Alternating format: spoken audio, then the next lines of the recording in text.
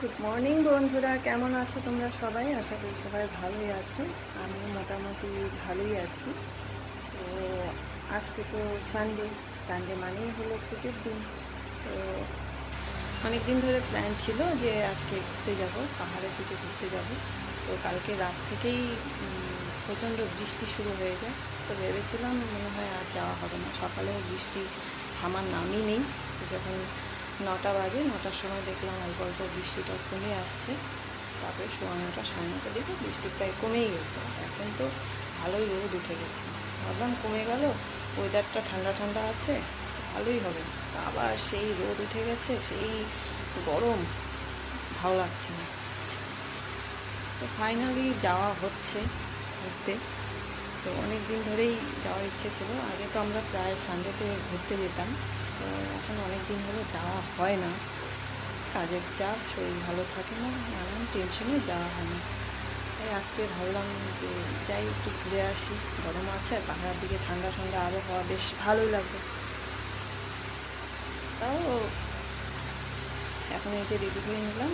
এই যে আমার এই ড্রেসটা দেখতে পাচ্ছ, এই ড্রেসটা আমার এই জন্মদিন গেল 28শে মে। তো জন্মদিনে গিফট দিয়েছে আমার হাজব্যান্ড। সকালে সেরকম কিছু খাওয়া হয়নি, চা বিস্কুট খেয়েছি। তো দেরি হয়ে গেল, বাইরে গিয়ে ভাবলাম কিছু খেয়ে নেব। ভেবেছিলাম বাড়ি থেকে খাবার বানিয়ে নিয়ে যাব, তো সেটা আর হলো না, কারণ বৃষ্টি হয়ে সব বরবাদ করে দিল। তো বৃষ্টির জন্য তো মনটা খারাপ হয়ে গেছিলো। তা এখন এই যে দেখো, কত রোদ উঠে গেছে, আবার সেই গরম। ভেবেছিলাম যে ঠান্ডা ঠান্ডা ওয়েদার আছে, তো আবার সেই গরম দিয়ে দিল। তো কি করব, এই গরমের জন্যই পাহাড়ে যাওয়ার ডিসিশন নিয়েছিলাম।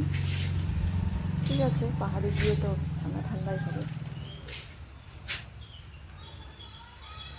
আমাকে কেমন লাগছে কমেন্ট করে জানিও, হ্যাঁ, আমাকে কেমন লাগছে।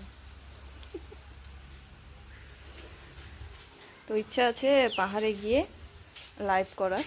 তো যদি লাইভে আসি তো তোমরা প্লিজ এসো। খিদেও পেয়ে যাচ্ছে, দেখি কিছু খাই, তারপরে এই যে একটু পরেই বাড়াবো। এত রোদ উঠে গেল। তো ঠিক আছে, আর কিছু বলবো না। চলো, তোমাদের সাথে আবার পরে দেখা হচ্ছে। ঠিক আছে,